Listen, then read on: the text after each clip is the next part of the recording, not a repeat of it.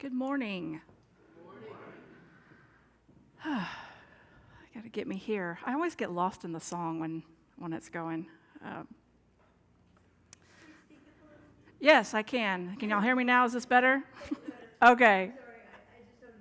That's fine. I'm glad you told me. So you didn't have to sit there for 20 minutes and not hear a thing. When my sister and I were little, we got to go and spend every Christmas holiday and every summer with my grandparents. When you hear me talk about them, you'll hear me say, Babbo, that's Grandma, Papo, that's my grandpa. And I remember during the holiday season, Babbo would go up to this one wall to the barometer and she would tap on it and she would check it every day, multiple times a day. And I asked, what are you looking at on what is there? And she said, I've got to make the divinity for your Papo. That was his every Christmas. It's not Christmas unless there's divinity. And the barometric pressure has to be just right to make divinity.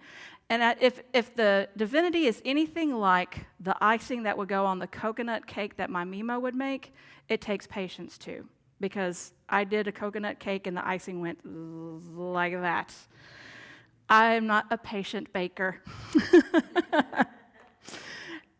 And it reminded me that sometimes we kind of do that too, where we want to wait till the timing is just right before we embark upon that sweetness, before we even get to cooking. We're waiting for something to be perfectly right. And I have for you today the perfect recipe. 2 ingredients equal an outcome. And it's wonderful, and it is just as sweet and just as tasty as Babbo's divinity. Yeah.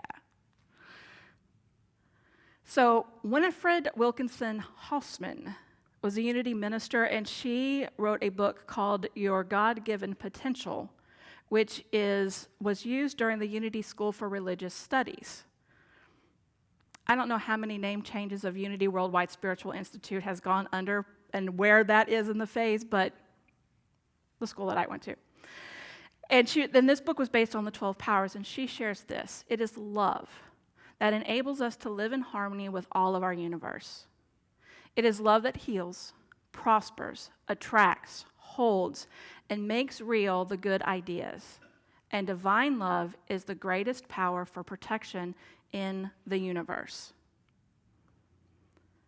A heaping cup of love for our recipe, and after this quote, it may seem like the only thing we need. And I was interested when I got to the last part of it, when it talks about protection. Because we automatically, when we think of protection, we think of armor and suiting up and being on the defensive automatically right away. Like even our body does it. When you think protection, you're automatically like, you stiffen and your breath is more shallow. And it's the opposite. Love is the protector. What would our world look like if love was the protector? What would it look like to have that in our world? It is love that heals. It is love that gives us that time where there's no need to manipulate the outcome. There's no need for tactics to co-create with God. There's no need for bartering with God. God, if you only will. We've done it. We've all done it. But remember, you are that expression of the divine. So you're talking to yourself too. Love heals that need for trying to control everything. It helps us to not control the production of what we're doing. So that way you don't have to have that perfect to-do list. You can have the to-do list, but if it doesn't end up being perfect, love yourself and breathe into it. You don't have to control the narrative. That is done so much. If we just control the narrative of the story, then other people will respond how we want them to. How does that work for us? I don't always find that to be the truth. People respond how they'll respond, and it's not our responsibility to expect them to respond a certain way, and it's not our responsibility for how they respond. That's their experience, not our experience, not your personal experience. Scripture tells us in 1 Corinthians 13:1, if I speak in tongues of men and or of angels, but I do not have love, I am only a resounding gong and a clanging cymbal. If what you're doing to create prosperity and abundance for yourself does not contain the love factor, you're just making noise. And when you do it that way, what you're going to get back is noise. You're going to get, and then you may wonder why, I'm trying to figure this out, but there's all this extra static, whether the static is worry or fear or the what ifs, that extra noise, that extra static, if you center into love, I think you might find things to become a little more clear. Probably sooner than if you didn't. In that scripture, Paul was writing to Corinth. And I was curious as to what made you decide to do a whole entire chapter on love? So evidently in Corinth, there was a lot of using spiritual gifts in a vain way. Using your spiritual talent in order to manipulate the good that comes your way instead of just be. And then there were some immoral things that were happening in Corinth. So Paul was writing to say, love's important, and it's important enough that there's going to be a whole letter on it. And when we center into this love, it allows us to pause. And I can't think of a better thing to sit in when you decide to pause than to sit into love. Like if the world is hectic for me, and I take the time to just be, and I can affirm, love is me. I decide and I think and I operate and I move from a way of love. I receive love now. I give love now. It's those simple affirmations that bring us back into the awareness of who we truly are. It allows us to communicate fully. I think oftentimes when we communicate, and if we don't do it with a mindset of love, then we can do it with that protection part of us where we're putting up our armor and our defenses because something's ruffled our feathers. But if we center back into love, then that allows us to think about how we respond instead of how we react to the things that are affecting or not affecting our abundance, because we may be thinking and start to be in a blame mindset when that's not even what's going on. It's just how we're perceiving it because we're not centered in the love factor. If we do this first, if we focus on love first, everything will unfold gracefully. It will unfold like a flower or a rose. Like when you watch in the videos, when you see a rose from like bud to full bloom in those videos, I love watching them because you could see the petals as they kind of twist and turn and find their comfort in where they're supposed to be in the bud. And isn't that kind of how we are? Twisting and moving to find our comfort with how we are supposed to bloom. And this is already looking like a pretty sweet recipe, right? Haven't even added anything else to it. But I'm going to add. Charles Fillmore from the Mysteries of Genesis shares that wisdom and love are joined in God, and a perfect balance is struck in consciousness between knowing and feeling when man spiritualizes his thoughts. You can know both places and feel when you're in that synergy where you know that divine energy is moving through you and expressing as you. When we do this, we're able to tap into to discern what it is that is ours to do. Because if we go at just heart alone, we could get into some things that we forget maybe to set boundaries for, because wisdom tells us you might need some boundaries here. So these two are the perfect partnership. Wisdom allows us to filter out what doesn't serve us in our co-creating of abundance. Perhaps we're overthinking. Perhaps we're trying to control. Perhaps we are being taken advantage of and we don't know it. Perhaps we are placing our trust in the right people, or we're not placing our trust in the right people.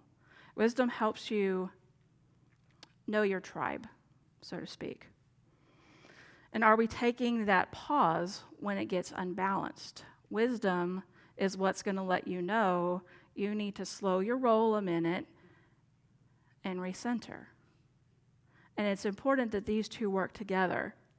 Another Unity minister, Elizabeth Sand Turner, shares this, and I love it because it's just like the perfect for this. Wisdom may be harsh without love, and love may be foolish without wisdom. Because we've all done it. Have you fallen in love and you've gone in head first and your brain didn't have any part of this, none of it? And then a few months later, a few years later, you're like, what was I thinking? You weren't. You weren't. And we've all done it.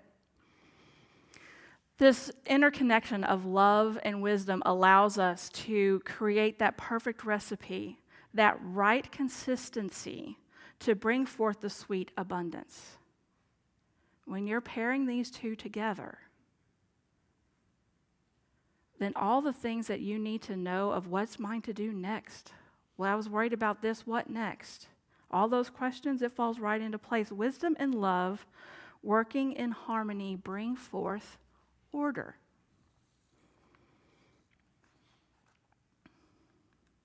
This is a long one, but it's a good one. Martha Smock.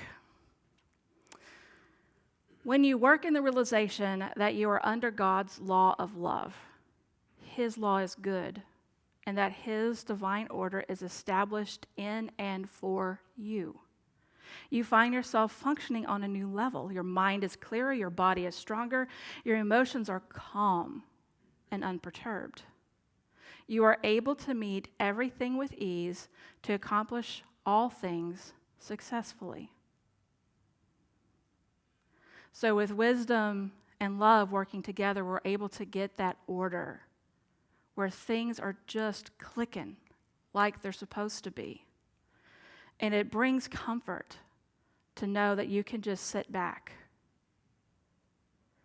and allow things to unfold in divine order without trying to manipulate the situation. When we're centered in love and wisdom, it's easier for us to do that than when we're not. And I'm kind of curious, so this is a participatory question, not rhetorical question. In this Prosperity and Abundance series, you can raise your hand. Those online, raise your virtual hand. I'm curious, after starting this series, have any of you noticed a change? Has what you put into practice from the series brought forth change for good? Has anybody experienced change? I have. Have you noticed a change in your body? I've noticed a change in my body. Has anybody noticed a change in your thoughts? Yeah, me too. Have you noticed a change in your giving? Giving. Have you noticed a change in your giving? Have you noticed a change in your receiving? Mm-hmm. Sometimes it's easier to give than it is to receive, right? I know for me, when somebody's like, Leslie, how can I help you? And I'm so used to being that strong, independent woman that I'm like, I need to think about it. I'll get back to you. Because I really do. I need to think about it. Because in the moment, I don't know. I'm like, oh, I have help. I don't know. How has it been in your letting go? Has that changed for you? In your letting go, has the letting go changed for you? Yeah, yeah. The letting go has changed for me. I am a sentimental person.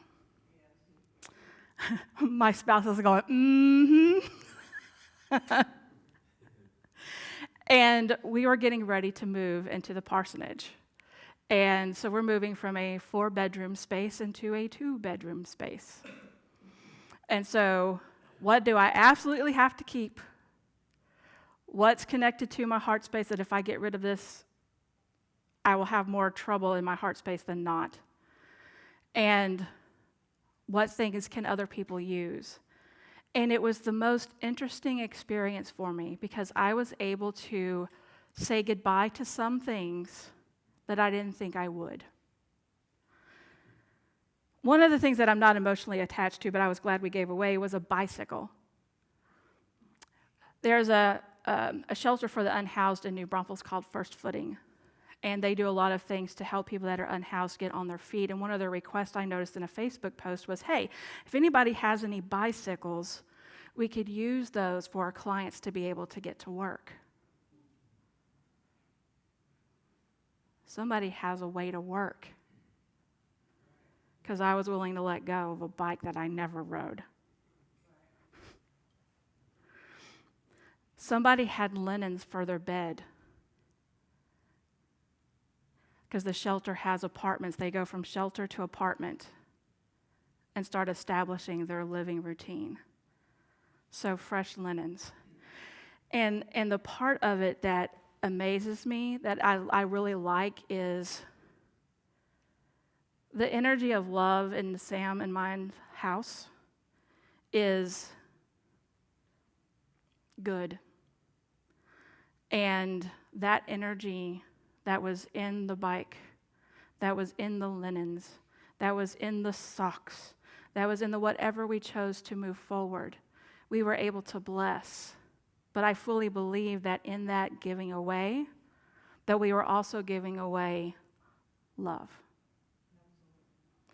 And I was able to, I'm getting goosebumps. I didn't expect that. I was able to let go of a very faded bead, like a Mardi Gras bead, that my papa wore that said, "Kiss me, I'm Irish," and it was the biggest, most gaudiest thing you've ever seen, but the white on it had faded to yellow. And I was like, I can let this go. And a friend of mine taught me that if there's something that you really could let it go, but you want to hang on to the visualization of it, take a picture of it. It gets stored in Google forever.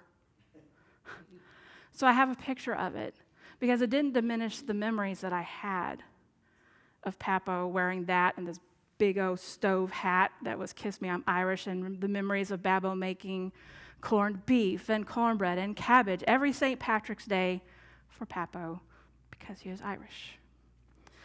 And so in this ability to live in love and move in wisdom,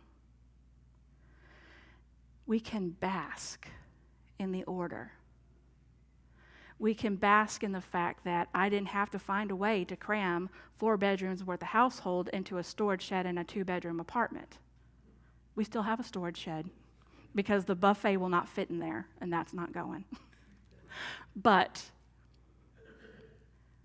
we are able to relax and enjoy. Everything falls into perfect divine order when you live in wisdom and love. And it's fun because you feel lighter. You feel that more good is coming your way because you're living in wisdom and love. Live in love, move in wisdom, and bask in the order. Shine on, y'all.